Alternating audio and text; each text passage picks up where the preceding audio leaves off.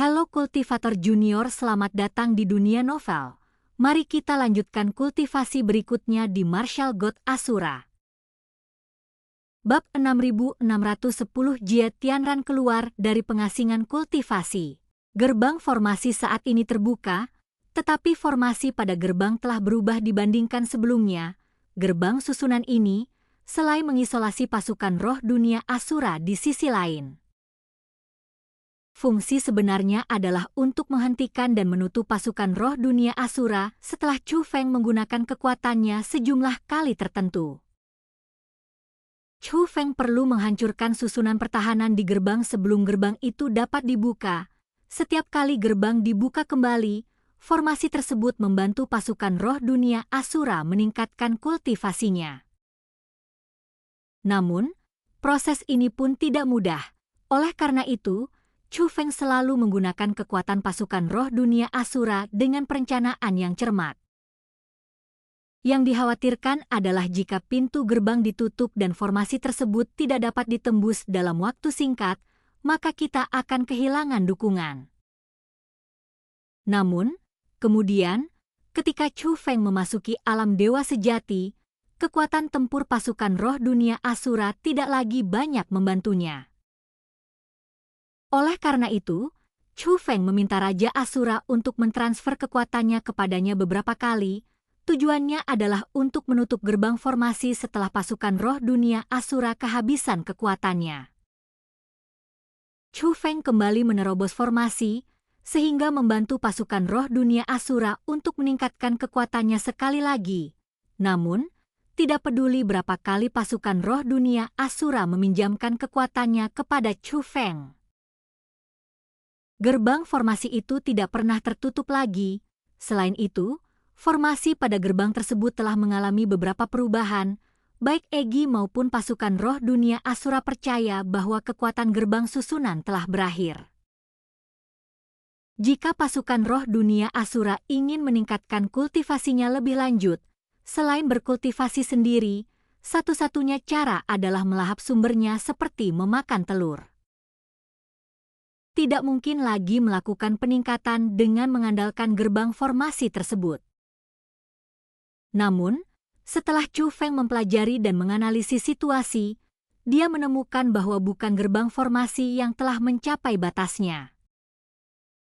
Sebaliknya, mengaktifkan gerbang formasi ini membutuhkan metode yang sama sekali baru. Itu berarti memberi makan sumber gerbang formasi ini, pintu formasi baru akan tertutup kembali setelah sumbernya terisi. Hanya dengan cara itulah formasi yang meningkatkan kultivasi akan diaktifkan kembali. Chu Feng tidak menyebutkan hal ini sebelumnya karena alasan egoisnya sendiri. Dia mendapatkan sumber tersebut dan ingin membantu Egi lebih banyak lagi, berpikir bahwa begitu tingkat kultivasi Egi cukup meningkat, maka dia akan membantu pasukan roh dunia Asura untuk berkembang. Lagi pula, dengan mengesampingkan kepentingan pribadi, harus ada perbedaan antara hal-hal utama dan hal-hal sekunder dalam segala hal. Dalam hal kekuatan tempur, Egi jelas harus diprioritaskan untuk ditingkatkan. Namun untuk saat ini, karena Egi tidak perlu menggunakan sumber energi tersebut, tidak masuk akal jika Chu Feng menyimpan begitu banyak sumber energi alih-alih memberikannya kepada pasukan roh dunia Asura. Maka, Chu Feng membuat segel tangan, dan sumber energi yang sangat besar itu memasuki gerbang susunan. Tuanku, tidak. Kami bisa berkultivasi sendiri. Kami tidak membutuhkanmu untuk menggunakan esensimu untuk membantu kami. Melihat hal itu, Raja Asura segera angkat bicara untuk menghentikannya. Bagaimanapun juga, dia adalah pemimpin pasukan roh dunia Asura, meskipun sebelumnya dia belum memahami seluk-beluk gerbang susunan tersebut. Namun pada saat ini, ketika Chu Feng menuangkan esensinya ke dalam gerbang susunan, dia langsung menebak beberapa hal. Dia mengerti bahwa Chu Feng sedang membantu mereka, namun dia juga tahu bahwa meskipun mereka berdua adalah roh dari alam roh Asura, bakat mereka jauh lebih rendah daripada Egi. Dia tidak ingin Chu Feng membuang esensinya untuk mereka. Dia tidak ingin menjadi beban bagi Chu Feng. Karena kau memanggilku, Tuan, kau harus mematuhi perintahku. Chu Feng tersenyum.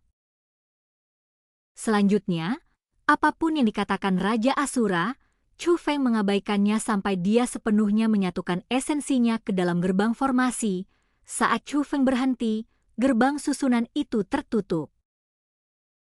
Oh, jadi itu bisa dimatikan?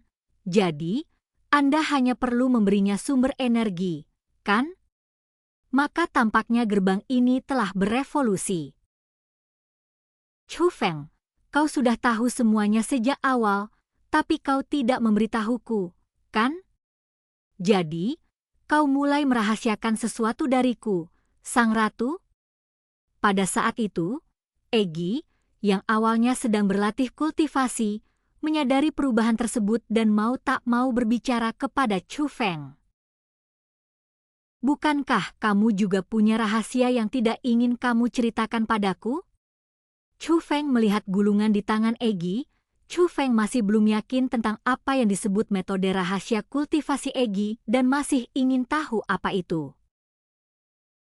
Oh, Egi hanya mengeluarkan suara pelan dan melanjutkan kultivasinya.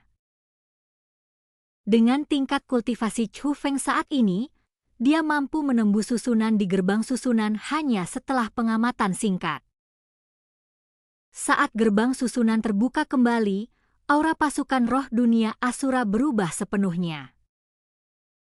Wow, seperti yang diharapkan dari gerbang yang diberi sumber energi, efeknya benar-benar bagus. Egi membuka matanya lagi, melihat perubahan dalam pasukan roh dunia Asura, dan berseru dengan takjub. Ini hanya soal membuka dan menutup pintu. Semua pasukan roh dunia Asura telah ditingkatkan hingga berbagai tingkat, dan peningkatan tersebut cukup signifikan. Selama dia terus memberi makan sumber energi itu, hanya masalah waktu sebelum pasukan roh dunia Asura menyusul Chu Feng. Bahkan Raja Asura pun mungkin akan memasuki alam Dewa Surgawi sebelum Chu Feng. Sisa pasukan roh dunia Asura juga akan mencapai tahap akhir Dewa Sejati. Pada saat itu, Chu Feng akan tampak sendirian. Pada kenyataannya, dia didukung oleh pasukan yang terdiri dari puluhan ribu roh alam pada tahap akhir Dewa Sejati. Ketika mereka kembali berkonflik dengan orang-orang dari Istana Suci Tujuh Alam, situasinya akan benar-benar berbeda. Sementara itu, di dunia tertentu di Sungai Surgawi Tujuh Alam, di sini terdapat tempat khusus untuk berkultivasi. Di luar tempat kultivasi itu berdiri banyak tetua dari Istana Suci Tujuh Alam, dan dari waktu ke waktu, para tetua dari alam naga langit akan datang. Mereka semua diperintahkan oleh Jie Tianran untuk mengirimkan kekuatan zaman para dewa yang dikumpulkan dari seluruh penjuru Sungai Surgawi Tujuh Alam ke tempat ini. Apa yang Jie Tianran lakukan sekarang bukanlah kultivasi, melainkan menggunakan kekuatan zaman dewa untuk membuka cermin perunggu itu. Untuk mengaktifkan cermin perunggu, Jie Tianran telah menemukan metode khusus, sehingga dia tidak perlu lagi secara pribadi mengekstrak kekuatan zaman dewa.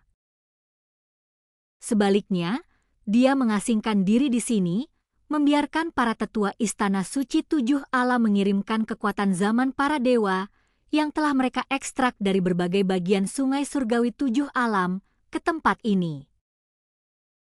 Lihat, zaman para dewa telah berubah. Tiba-tiba, seorang tetua dari Istana Suci Tujuh Alam menunjuk ke arah zaman para dewa dan berbicara dengan lantang.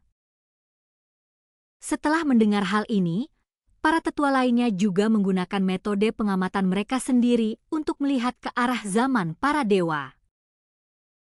Setelah melihat ini, wajah mereka yang sebelumnya tanpa khawatir semuanya menunjukkan sedikit kegembiraan.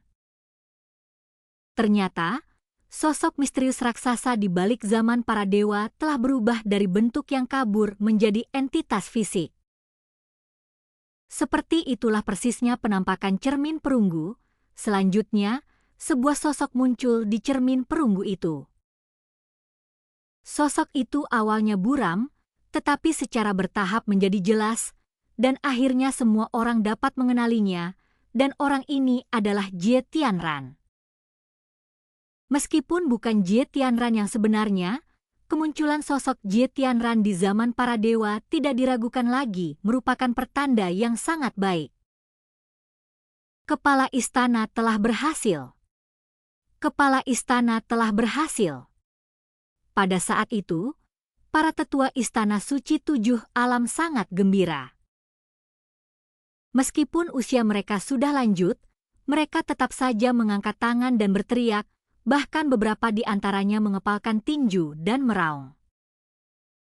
Itu bukan sekedar kebahagiaan biasa, itu lebih seperti luapan emosi. Tak lama kemudian, gerbang menuju tempat kultivasi terbuka, dan sosok Jie Tianran muncul. Selamat, Kepala Istana. Melihat hal ini, para tetua Istana Suci 7 alam segera membungkuk dan menyampaikan ucapan selamat mereka. Sementara itu, Jie Tianran memegang cermin perunggu di tangannya, tampak cukup puas dengan dirinya sendiri. Begitu meraih kesuksesan, dia mengarahkan pandangannya ke zaman para dewa. Tentu saja, dia juga melihat bahwa hantu zaman para dewa telah berubah bentuk menjadi cermin perunggu, dan bahkan dirinya sendiri muncul di cermin perunggu itu. Dia tahu betul apa arti pertanda ini. Dia akan menjadi pewaris tunggal kekuasaan di zaman para dewa. Namun sebelumnya, telah dinubuatkan dengan jelas bahwa hanya generasi muda yang dapat memperoleh kekuatan zaman para dewa. Kini, ia telah menggunakan kemampuannya untuk menentang ramalan sebelumnya dan mengubah jalannya peristiwa. Tuan Istana, apakah zaman para dewa sekarang berada di bawah kendali Istana Suci 7 alam kita? Salah seorang tetua bertanya dengan tidak sabar. Belum, tapi hanya masalah waktu saja, Jie Tianran berkata dengan percaya diri. Melaporkan kepada kepala istana, sebuah peristiwa besar telah terjadi selama masa kultivasi Anda. Setelah mendengar itu, tetua itu berbicara lagi, dan saat ia berbicara, ekspresi khawatir kembali muncul di wajahnya, bukan hanya dia, tetapi semua tetua yang hadir menunjukkan ekspresi khawatir di wajah mereka. Masalah penting apa? Meskipun Jie Tianran mengajukan pertanyaan, ekspresinya menunjukkan bahwa dia tidak terlalu peduli. Di dunia bela diri saat ini, apa yang mungkin lebih besar daripada zaman para dewa? Chu Feng telah menyatakan perang terhadap Istana Suci 7 alam milikku. Itulah yang dikatakan oleh tetua. Kultivasi kita berakhir saat ini, sampai jumpa kultivasi berikutnya di dunia novel.